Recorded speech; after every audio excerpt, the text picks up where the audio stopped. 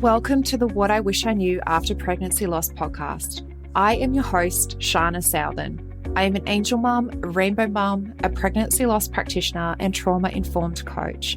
I created the Institute of Healing Through Pregnancy Loss out of my own experience with loss in the hopes to provide understanding and healing, educating people on pregnancy loss, and creating more women or men in trained support roles. In this podcast, I hope to shed light on what I wish I knew in relation to pregnancy loss, opening up the conversation, breaking the stigma, and bringing real-life stories plus guest experts. Thank you for being here with me today, and let's dive into today's episode. Hello, beautiful souls. Today, I want to tell you a story, not a polished one, a real one. In 2017, I experienced pregnancy loss. And like so many of you, I was sent home with very little. A pamphlet, no follow-up appointment, just the words from the hospital.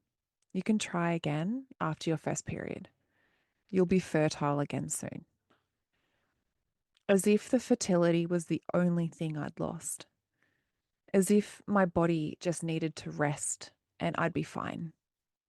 No acknowledgement that my body had just gone through postpartum, even without a baby in my arms. No support for the way my nervous system was completely dysregulated. No space for the identity fracture I was living in. The question of, am I a mother? With no simple answer. And beyond that, where do I fit now? The mother circles I was once part of, I didn't belong there anymore. Or did I? Workplace relationships felt different. There was this unspoken barrier I couldn't name. Friendships that used to feel easy now felt distant, like I was living behind glass. This complete disconnect from the life I had before, from the person I was before, and no one was talking about it. I looked for help. I searched for someone who understood what this actually was, and I couldn't find them.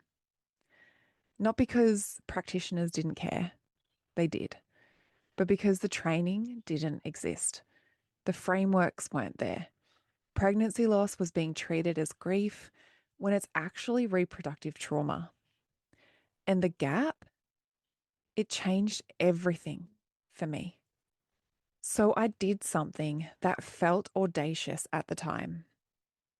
I decided that if the support didn't exist, I would create it.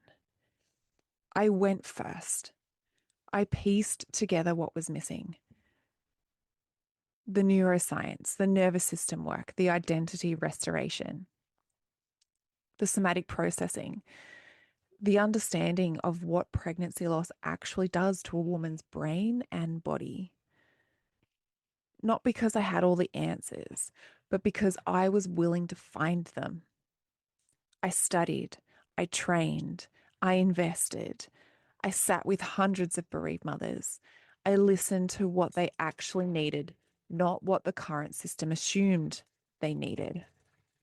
And slowly something emerged, a method, a framework, a way of supporting bereaved mothers that addressed what pregnancy loss actually is.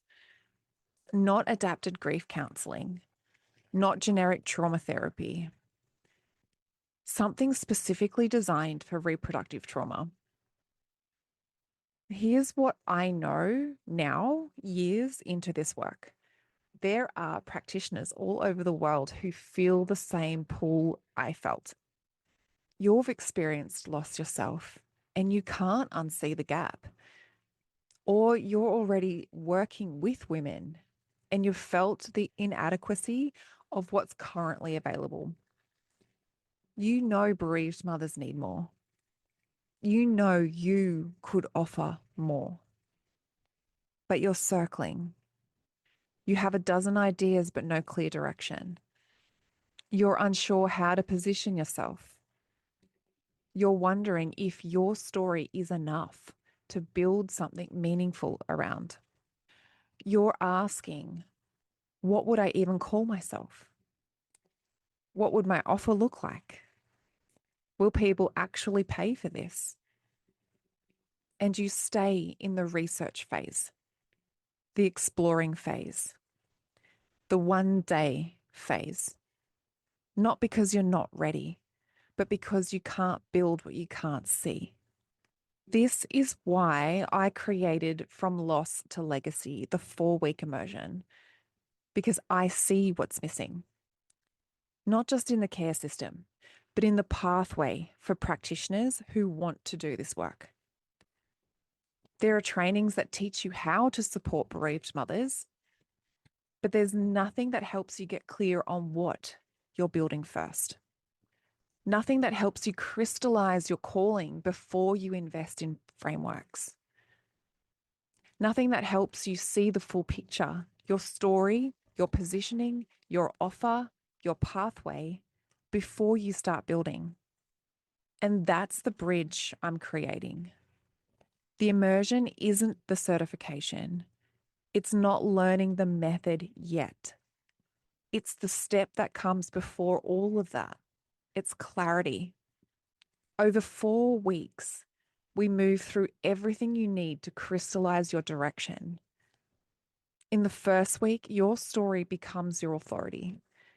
You'll excavate the specific experiences that make you uniquely qualified to do this work, not despite your story, because of it. You'll identify the moments that shaped your understanding of what bereaved mothers actually need. And you'll learn to communicate that with confidence. In the second week, your purpose becomes your positioning. You'll clarify your unique lens on pregnancy loss support. You'll understand what makes your approach different, so you're not just another pregnancy loss coach, but the practitioner for your specific population. You'll know exactly who you serve and how to articulate it.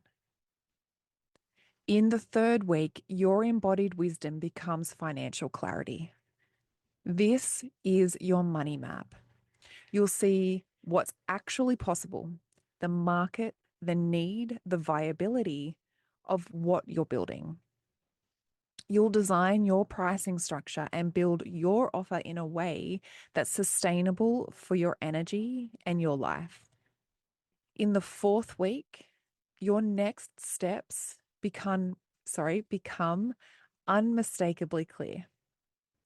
You'll create your 12-month action plan, the exact steps to bring your work into the world. No more circling, no more 1 day, just clarity and momentum.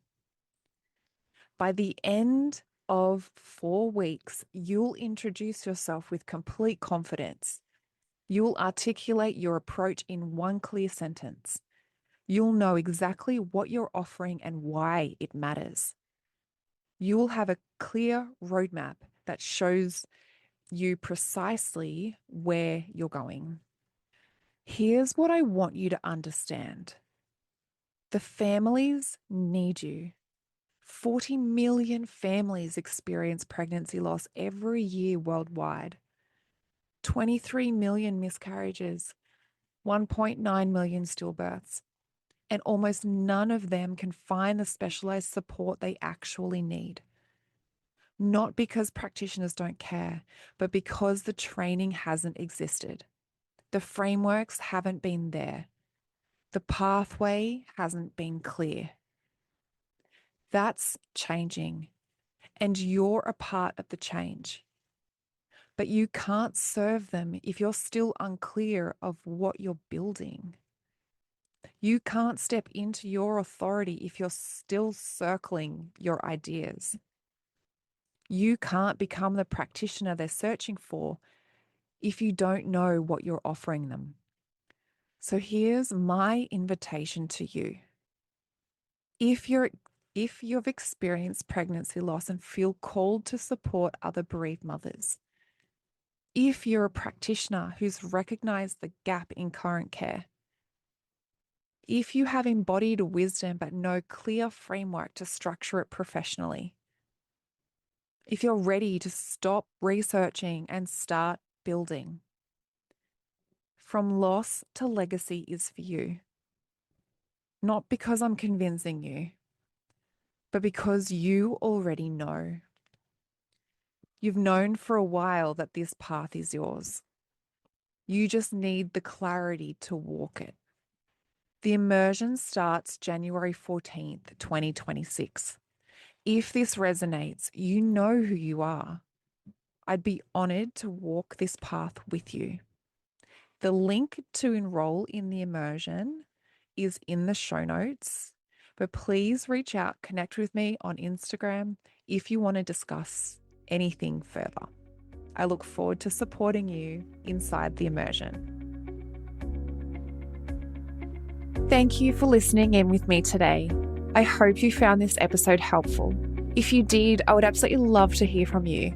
Take a screenshot of this episode, share it to social media, and tag me at Institute of Healing_PL. I love seeing what is resonating with you right now. If you want to chat further, I invite you to connect with me through Instagram. Head over and follow my Instagram account, send me a DM, and let's open the communication. If you want to know more about how you can be the support for others, head to the show notes and fill out the application form for the Pregnancy Loss Practitioner certification. I want to also note here that what I share within the episodes is not medical advice. If you need further support, please consult your doctor. Thank you again. Much love to you. Be gentle with yourself, and I look forward to supporting you on the next episode.